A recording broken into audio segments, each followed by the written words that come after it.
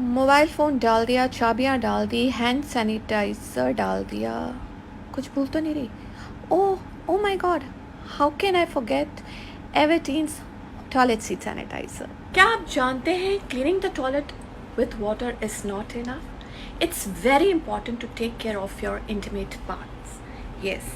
और 50-60% women को तो वैसे ही UTI और अदर इन्फेक्शंस होते रहते हैं, तो उसको प्रिवेंट करने के लिए मेरे पास है एवर्टीन का टॉयलेट सीट सैनिटाइज़र, जो आपके इंटीमेट एरिया की हाइजीन तो मेंटेन करेगा ही, इसके साथ आपको उन इन्फेक्शन से भी बचाएगा जिससे आपको काफ़ी प्रॉब्लम हो सकती है।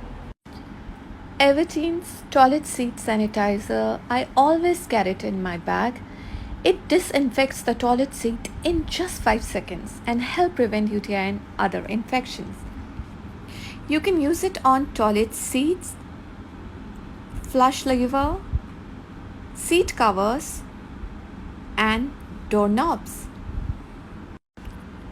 Shake the bottle well, hold it upright, spray the affected area at an elbow length distance.